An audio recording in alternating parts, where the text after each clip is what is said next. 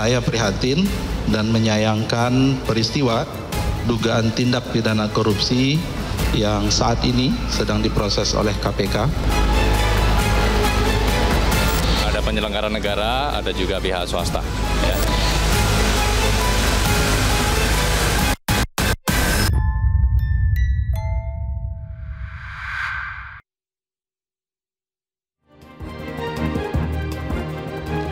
Pemirsa, Wakil Menteri Ketenagakerjaan Immanuel Ebenezer alias Noel terjaring operasi tangkap tangan Komisi Pemberantasan Korupsi.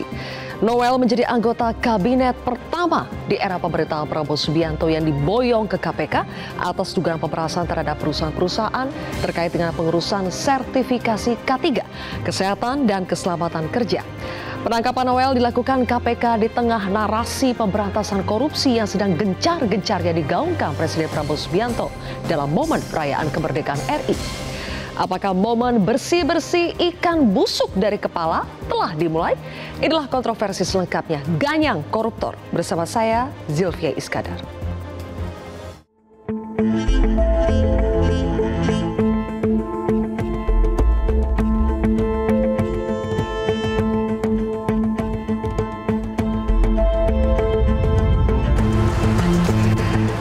Di gedung ini, pada sidang tahunan MPR 15 Agustus 2025, Presiden Prabowo Subianto lantang berbicara korupsi adalah musuh utama bangsa.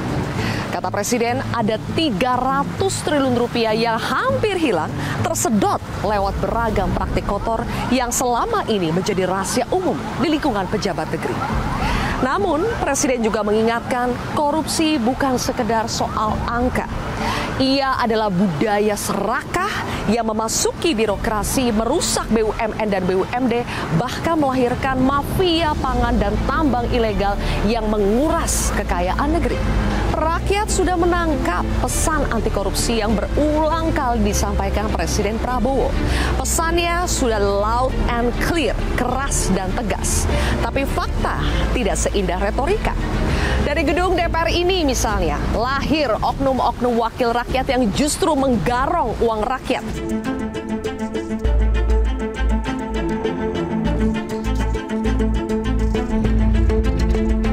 Presiden Prabowo sudah berulang kali menegaskan perang melawan korupsi dan menjadikan korupsi sebagai musuh utama bangsa. Pada hari pelantikannya, Presiden berteriak lantang, kalau ikan busuk, busuknya mulai dari kepala. Karena itu pemimpin harus bersih. 100 hari berjalan, Presiden menegaskan korupsi adalah penyakit utama bangsa dan tidak ada yang boleh kebal hukum. Bahkan terhadap partainya sendiri. Presiden memperingatkan kalau kau hianati rakyat, saya yang pertama menindakmu. Kebal hukum mungkin tidak ya, tapi mendapatkan keringanan hukuman untuk mereka yang tidak layak mendapatkannya sudah sering terjadi di negeri ini.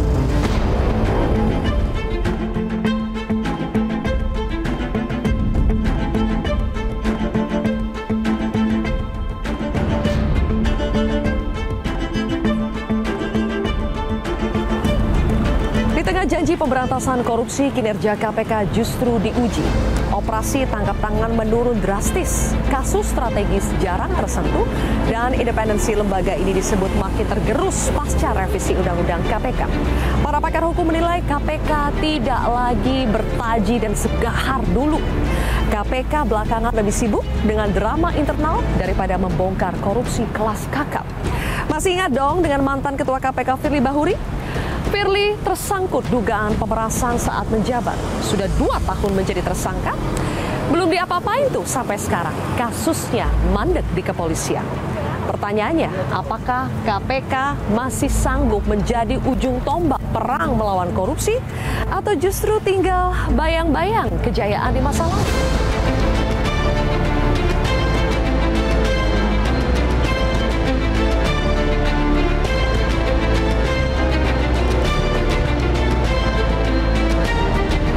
Di balik gedung megah ini, keadilan kerap diuji. Yang terbaru adalah MA baru saja menyunat hukuman koruptor paling fenomenal di eranya. Tahun 2024 ada sekitar 2.600 koruptor yang mendapatkan remisi di perayaan Hari Kemerdekaan 17 Agustus. Meski belum ada angka pasti, jumlah yang tidak jauh berbeda diprediksi juga terjadi di tahun 2025 ini. Putusan seperti ini memunculkan kritik keras mengapa koruptor justru mendapatkan keringanan ketika negara bernarasi ingin mewujudkan negara anti korupsi. Setiap celah pengurangan hukuman hanya membuat efek jerah semakin lebat. Kalau sudah begini, apakah negeri anti korupsi masih bisa terrealisasi?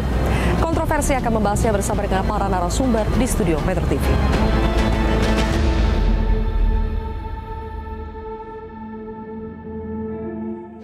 Pemirsa, kami akan langsung membahasnya dengan Pak Toran narasumber di studio Metro TV. Di sebelah kanan saya sudah ada anggota DPR RI dari Komisi 3 fraksi PKB, yakni Hasbialah Ilyas.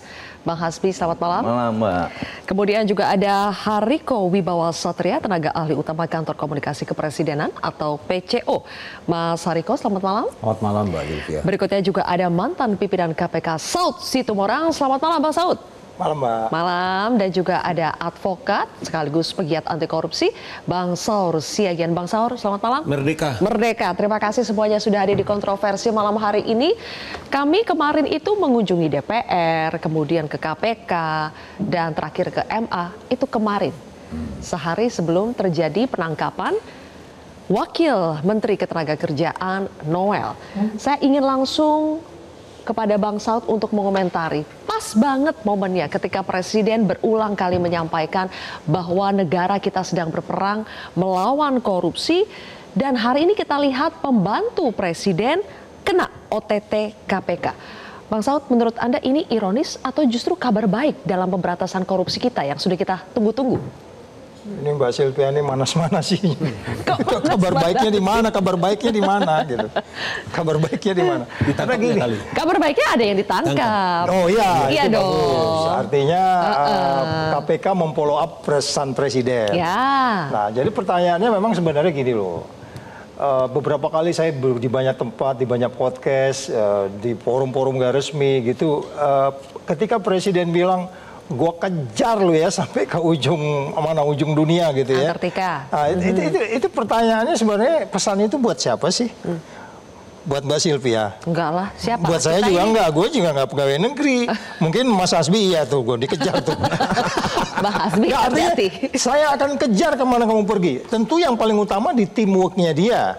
Oh, pesannya kepada pembantunya sendiri dong. Iya dong, di sekelilingnya dia kan. Itu kan pesan itu sangat jelas. Dan itu mulai dari hari pertama dia di KPU dinyatakan sebagai pemenang, dia udah bikin statement itu. Sampai terakhir berapa hari yang lalu, 15. Itu pesannya jelas. Jadi pertanyaannya adalah kabar buruknya gitu ya. Kabar buruknya kayaknya nggak didengar gitu. Iya, kalau didengar nggak kejadian ini peristiwa kemarin yang dialami oleh Wakil Menteri. Jadi sekali lagi mungkin tantangannya adalah kayaknya Pak Presiden harus mulai masuk ke detail-detail siapa sebenarnya yang memantau. Kalau kita lihat ini Wakil Menteri ya, nggak mungkin juga menterinya nggak tahu yang apa yang dilakukan oleh Menteri, nggak tahu Wakil Menteri melakukan apa aja. Oh ya? Salah besar dong. Menterinya, menurut Bang Saud, menterinya pasti tahu. Dia harus bertanggung jawab, strictly harus bertanggung jawab terhadap apa yang terjadi di kementeriannya. Jadi pola komunikasinya, atau jangan-jangan dia udah dengar juga. Cuman ya biarin aja, dia nggak didengerin kali. Mungkin kita kan nggak tahu pola komunikasinya. Oleh sebab itu saya katakan kembali lagi, kalau memang Presiden sudah sepakat untuk menentukan ada menteri dan ada wakil, please dibuat check and balance satu sama lain. Yang ngaco nih siapa nih? Menterinya atau wakilnya? Could be happen dari menterinya, bisa dari wakilnya. Jadi buat aja check and balance, bagaimana mereka mekanismenya sehingga kemudian bisa memastikan bahwa mereka saling koreksi satu sama lain. Nah ini kan kita nggak tahu nih bagaimana ini. Kalau umpamanya katakan di kemarin hari ini ada beberapa orang yang diambil, nggak mungkin juga Wakil Menteri kemana-mana sendirian, ke pasar sendirian, nggak. Pasti ada teamworknya. Ada eselonnya? Iya, ada eselon 1, eselon 2, eselon 3, sampai eselon paling bawah.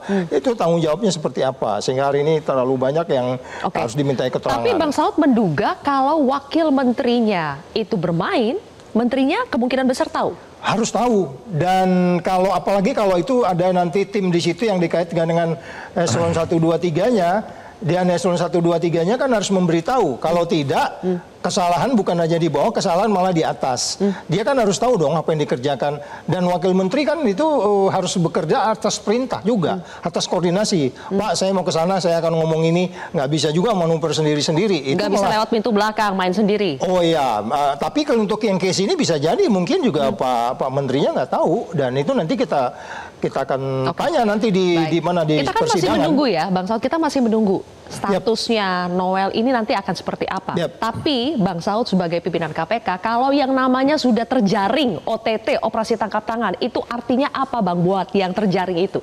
Ya kalau selama ini kan conviction rate OTT itu 100% ya. Siapa yang dipanggil. Conversion itu berarti dari terjaring kemudian menjadi tersangka. Iya, dan itu menang di pengadilan lah gitu. Conversion rate 100%. Conviction rate itu 100%. Jadi artinya nggak juga penyelidik itu berani mengajak-ajak, kalau katakanlah wamen hanya duduk kebetulan di situ, sasarannya eselon 2. Eselon 2 kemudian wamen ada duduk di situ, kemudian dia diajak, nggak juga. Nggak mungkin sekalian diangkut gitu, nggak mungkin karena ya? konstruksi dari awal ketika OTT itu terjadi, laporan dari masyarakat itu udah jelas menggambarkan siapa berbuat apa, siapa yang bertanggung jawab.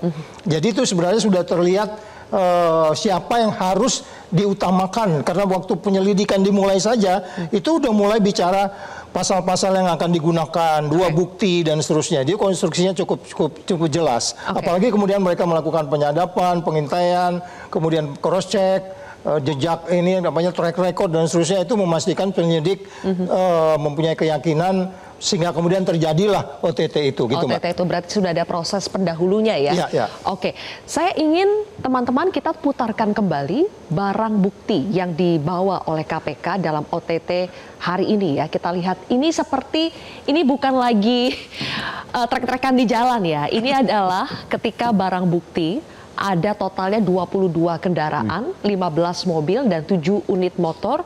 Dan kalau kita lihat ini motor-motor seperti motor-motor balap ya. Kita tidak tahu kaitannya ini milik siapa, kemudian apakah ini hasil dari dugaan pemerasan atau bagaimana. Tapi saya ingin menggali lagi dari perspektif mantan pimpinan KPK. Kalau sudah sampai banyak sekali barang buktinya seperti ini yang disita oleh KPK, ini apa Bang Saud? Apakah ini sudah dipastikan bahwa ini adalah hasil dari dugaan pemerasan, hasil dari dugaan korupsi? Ya, by definisi kan itu barang bukti. Barang bukti kan yang ada kaitannya dengan perkara yang tidak tangani.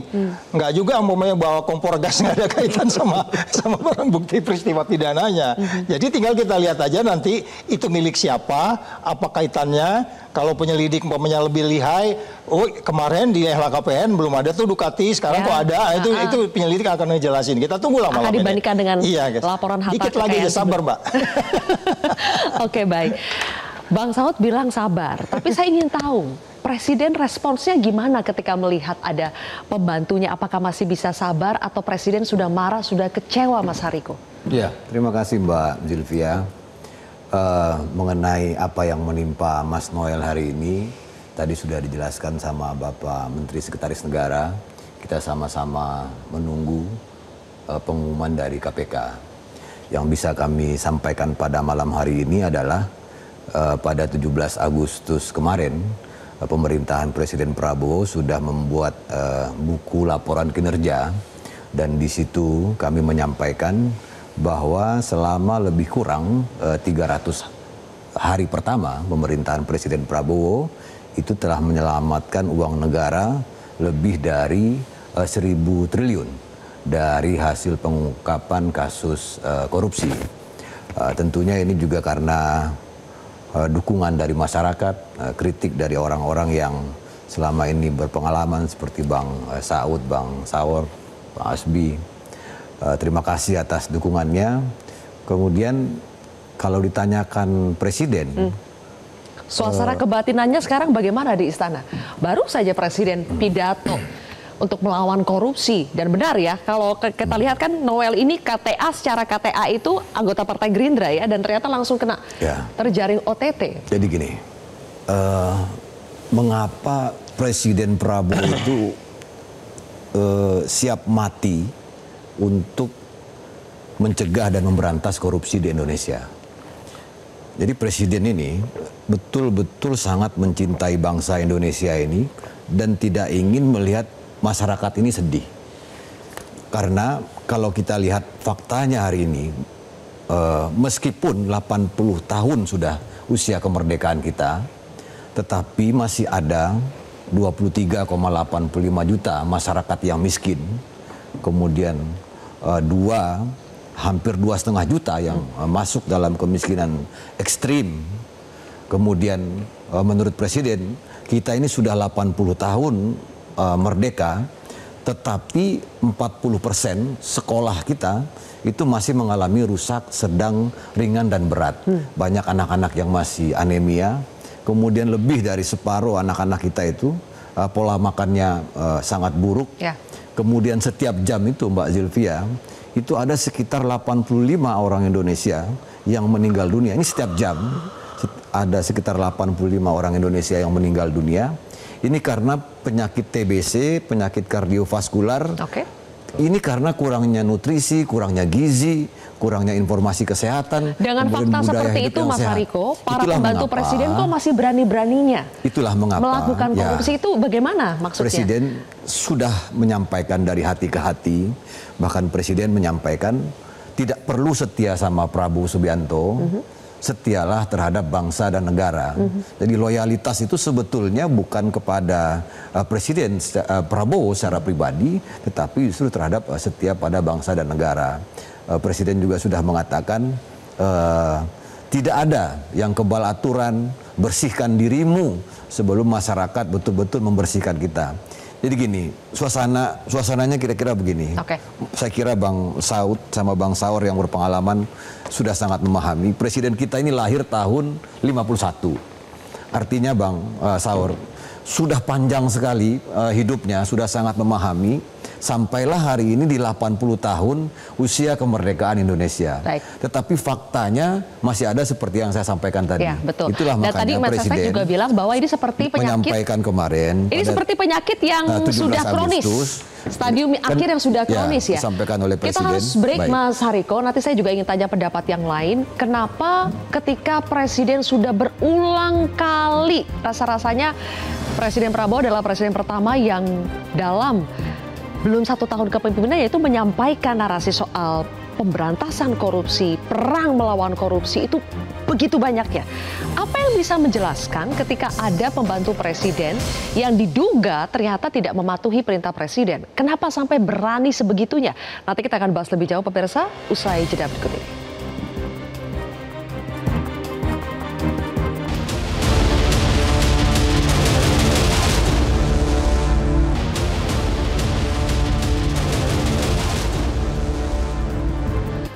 Bang Saur Siagian, kenapa menurut Anda masih ada pembantu presiden yang berani main-main dengan korupsi?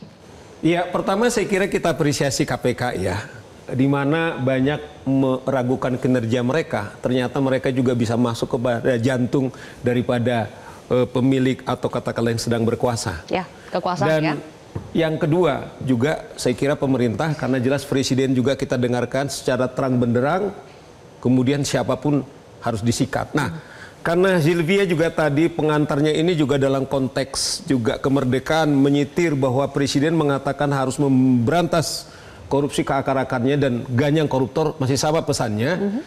Saya kira begini, para koruptor ini kan ketika kita merdeka dulu dari penjajahan mengambil uang rakyat, kemudian memeras uang rakyat, kemudian juga mengisap. Nah, saya maknai penjajah juga yang sempurna adalah para koruptor ini. Tadi Hariko sudah bilang, di tengah setiap jam, setiap hari 45 orang mati karena kita kemiskinan, tapi ada orang tega warga negara yang sama-sama merasakan sebagai warga negara Indonesia bisa seperti ini. Nah, saya kira, saya termasuk sangat kecewa, saya kenal dekat dengan Noel, karena anak-anak 98 ini. Bahkan Noel kan pernah bilang, kalau ada koruptor layak dihukum mati. Saya termasuk begini, Noel. Ini kita katakanlah disclaimer ya, tapi tadi Pak Saud sudah bilang, ini conviction rate-nya 100% kalau OTT. Kalau ini terjadi menurut saya, ini benar-benar melawan presiden. Di mana dikasih kehormatan dia menjadi menteri Saya tahu bagaimana Noel dari anak jalanan, anak gelandangan diberi kehormatan. Saya pernah tanya sama Noel, Noel, bagaimana hubungan dengan Prabowo? Ini bahasanya Noel sama saya nih, Bang, saya directly bicara kepada Presiden. Nah, maksud saya pertemuan kita Noel sebagai aktivis 98 yang saya mendampingi mereka sebagai penasihat hukum mereka. Anak-anak 98 saya bilang begini, mereka ini bangga menjadi hero meruntuhkan rejim yang korup yaitu Orde Baru. Tetapi mereka sekarang melakukan, saya kira apa yang diamanatkan oleh Undang-Undang Tipikor pasal 2 ayat 2 dalam kondisi tadi Hariko mengatakan di setiap hari 4-5 orang karena sekedar makan mati, tapi ada orang sudah wakil menteri, sudah jadi komisaris, di mana negara sedang efisiensi, ini di-cut, termasuk kemarin tantiem dipotong, teman-teman DPR itu berdiri, saking senengnya, ya tapi saya prihatin juga, DPR katanya mau dinaiki tunjangan perumahannya harus dicabut itu, penghinaan itu gitu loh. Oleh karena itu, nanti Pak Ilyas jawab. Oleh karena itu Mbak Sylvia, ini menurut saya tidak punya harga diri. Inilah perbudakan yang modern, perbudakan yang namanya demokrasi. Jangan sampai Noel sahabat saya ini teriak-teriak ke sana kemari, kemudian menghantam pengusaha, sementara dia pelakunya. Maksud saya budak itu kan gini loh, ketika kita merdeka, kita kemudian bebas sebagai rakyat pemilik kedaulatan apa? Taat kepada undang-undang. Dia tahu tiap hari, Noel selalu bilang, kalau ada korupsi layak dihukuman mati. Sebagai sahabat saya ideologis pertemuan kita karena aktivis 98, saya kira praktek pertama layak diberikan hukuman mati kepada Noel dan juga semua adik-adik saya aktivis 98, mendingan kau sekarang diam daripada kau hianati, di mana presiden pemerintah sedang memberantas korupsi sementara dia muncul gitu loh. Nah, sebagai kedua Mbak Sylvia, ini saya kira pesan kepada kita semua. Kalau kita memang mau serius untuk pemberantasan korupsi, nggak boleh hanya kepada presiden. Presiden saya kira sudah betul-betul mati-matian. Tetapi kita juga, karena dugaan saya korupsi yang paling sempurna itu adalah dari internal diri kita, bukan dari faktor eksternal. Betul nggak Pak Ilyas? Tetapi menurut saya ini apakah karena kagetan dari orang sangat miskin, tahu kenal duit, ya berarti itu yang saya bilang. Miskin dia tentang harga dirinya dia. Itu loh Mbak Sylvia. Baik, ini dari perspektif orang yang mengenal Bang Noel secara dekat ya, Bang Saur ya, dan sama-sama aktivis 98. Oke, Bang Hasbi, kalau OTT Wamenaker ini membuktikan bahwa pemerintahan Presiden Prabowo tidak omon-omon ya soal pemberantasan korupsi, atau justru masih omon-omon karena buktinya ada anggota kabinetnya sendiri di internal yang masih melakukan korupsi? Enggak. Kemarin pada waktu Presiden menyampaikan di DPR, itu saya yakin keseriusan bahwa Presiden ingin mencegah korupsi, memberantas korupsi. Korupsi itu bukan hanya penindakan hari ini, tapi pencegahan juga harus maksimal. Dan Presiden itu sudah maksimal. Menurut saya MCP itu sudah dilakukan oleh Presiden, yaitu monitoring, kontrol, preventif, pencegahan. Ini seharusnya yang di bawahnya ini seharusnya memahami apa yang diinginkan oleh Presiden. Kalau masih ada yang tidak paham artinya apa itu Bang? Saya rasa pejabat KPK, alat penegak hukum yang ada sangat naif kalau apa yang disampaikan oleh Presiden ini mereka tidak paham nih, sangat naif.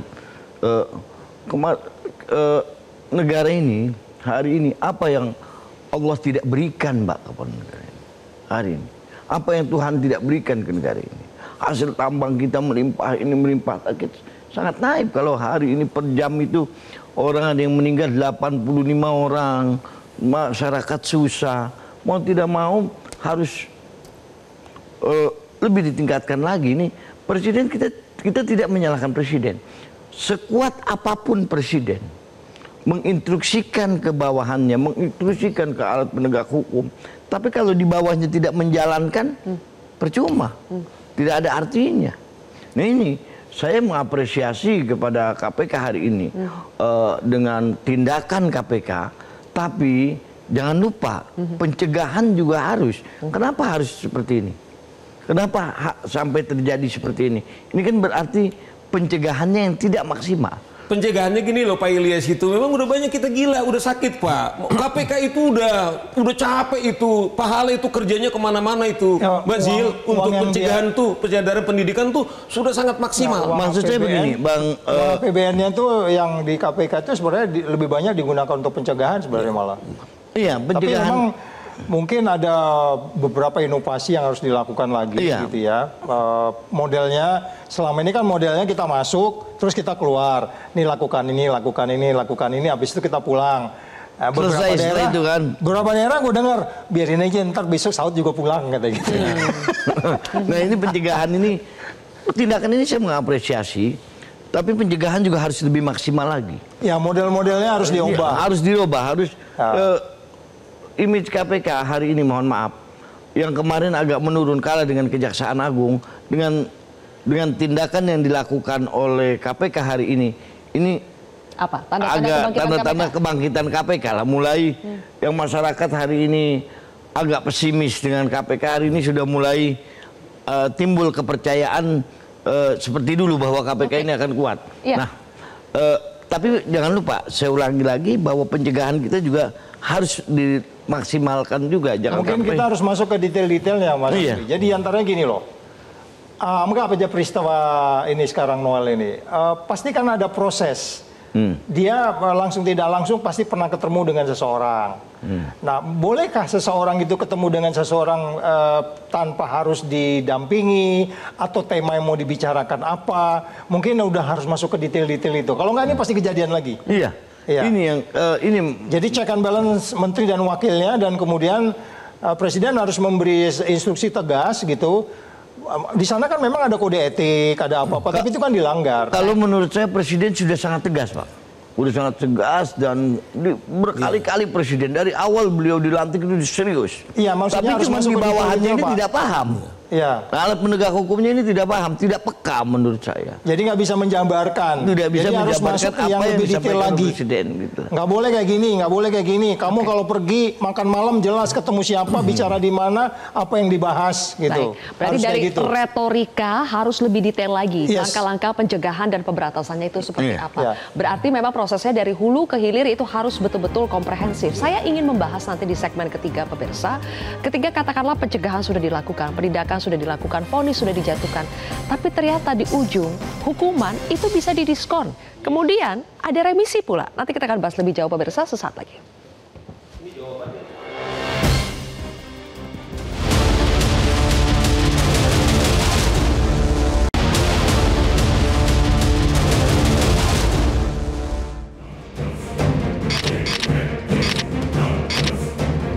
Kita harus menghadapi kenyataan bahwa masih terlalu banyak kebocoran, penyelewengan, korupsi di negara kita.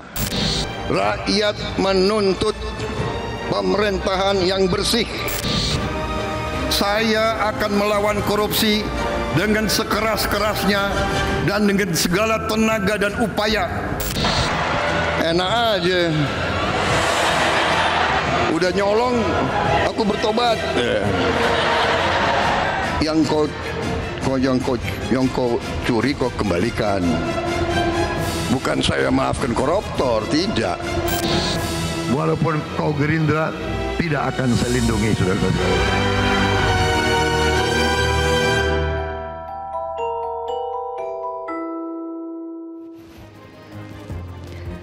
Baik pemirsa, pemberantasan korupsi kadang terkesan masih setengah hati. Kalau kita lihat biasanya penangkapannya itu heboh, viral. Kemudian masuk ke proses persidangan, divonis, vonisnya tidak seberat tuntutan. Kemudian setelah divonis pun masih bisa dikorting hukumannya di tingkat MA nanti. Dan setelah di MA juga bisa lagi dapat remisi. Nah, pertanyaan saya ke Mas Hariko. Bagaimana sih sebetulnya pemerintah melihat pemberantasan korupsi kita yang ujung-ujungnya di peradilan kita, kemudian nanti bisa lagi mendapatkan remisi, mau dibawa kemana pemberantasan korupsi kalau ujungnya itu masih bisa digoyang seperti itu, masih bisa dapat bonus-bonusnya buat para koruptor ini? Ya, makasih Mbak Zulfia.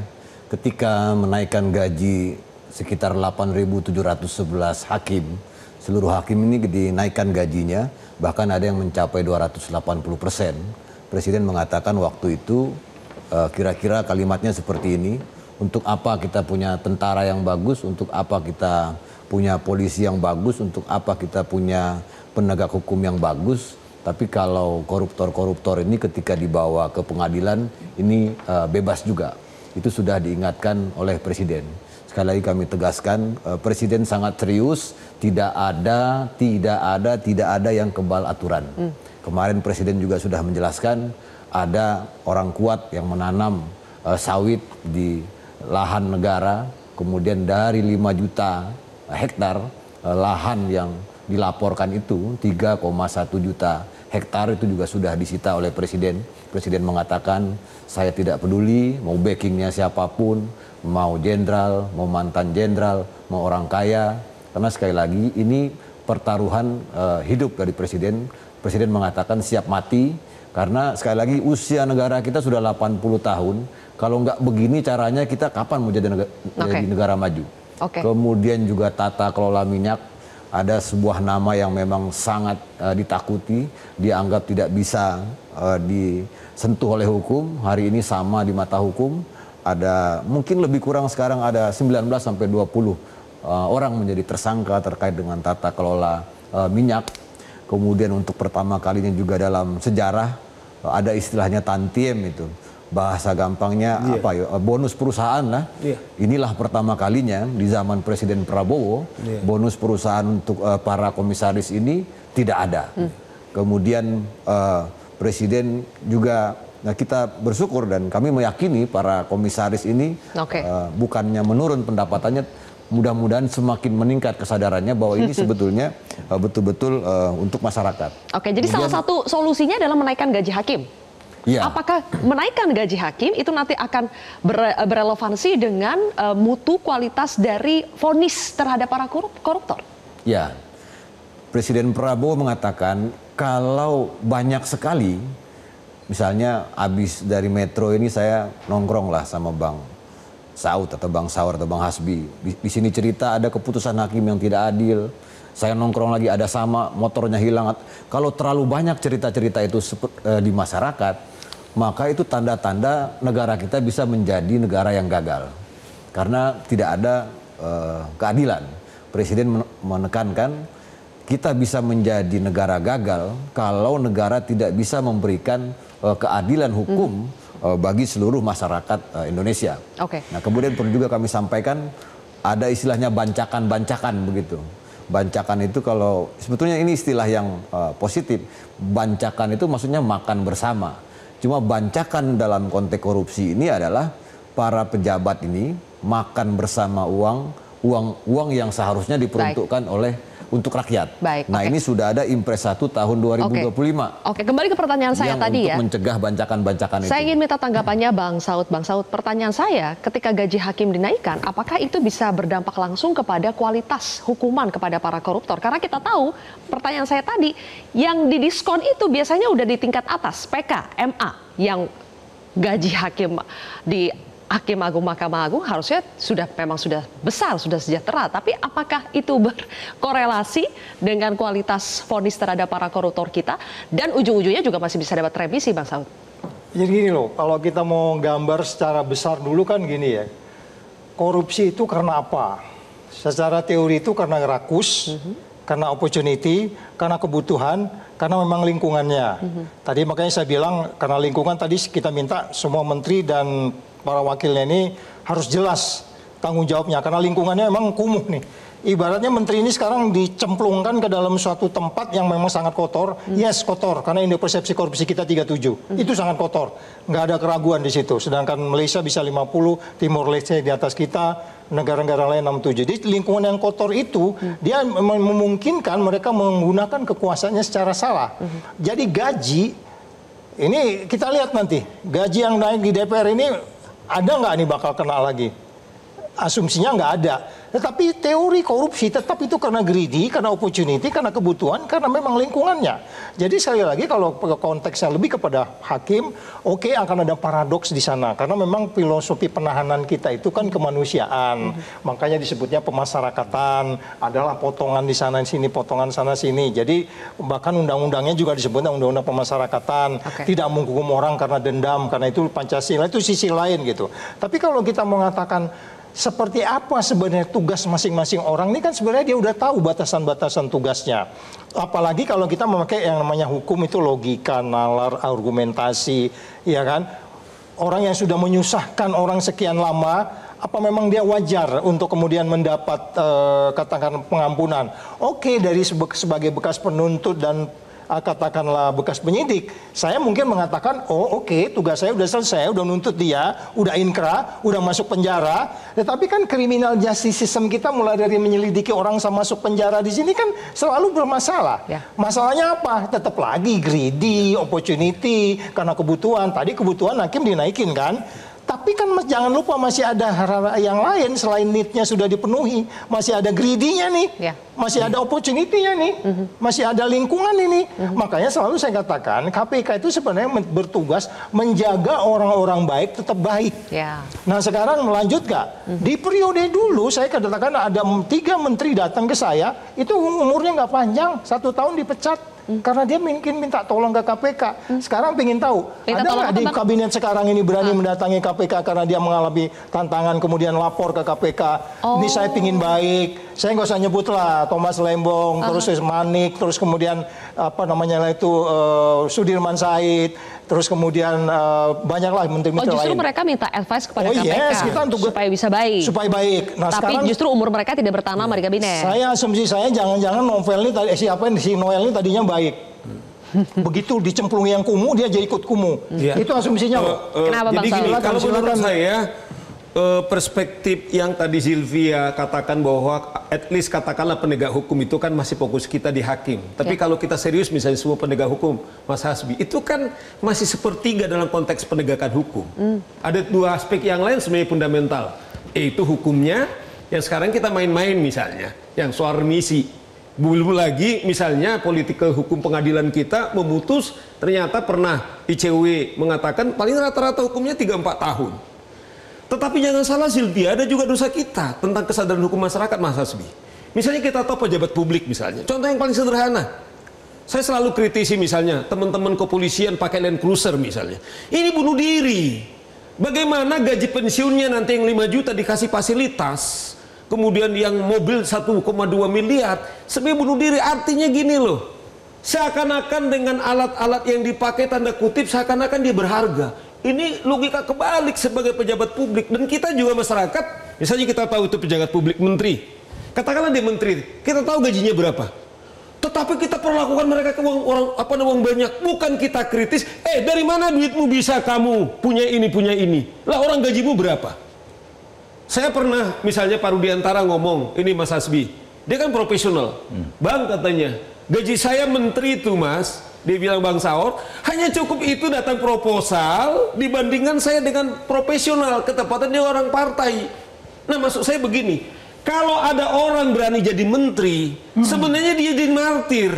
Tetapi kalau dia nyari duit, dan juga masyarakat permisif juga, ini juga yang rusaknya Sylvia. Maksud saya kesadaran hukum masyarakat juga harus kita kritis. Kalau misalnya kita lihat Pak Hasbi, kalau saya lihat misalnya ada anggota DPR misalnya melanggar lalu lintas, bangganya bukan main. Tentara, polisi bahkan bangga melawan rambu-rambu lalu lintas, koridor busway. Di sini yang saya lihat bahwa budaya hukum kita sudah sangat rusak.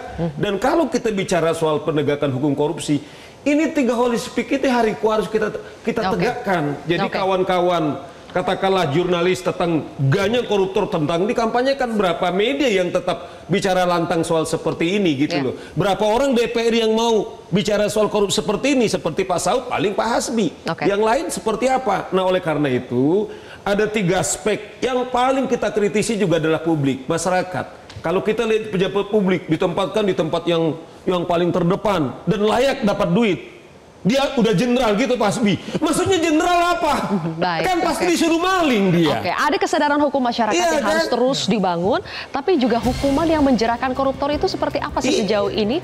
Sudah ada sebetulnya dalam aturan hukuman kita bahwa sebetulnya bisa dihukum mati, tapi tidak pernah ada eksekusinya sampai sekarang, dan kita juga masih menanti bagaimana pengesahan dari RUU perampasan aset. Itu nanti kita tanyakan kepada Bang Hasbi sesaat lagi, pemirsa, tetap di Kontroversi. Pasti saya.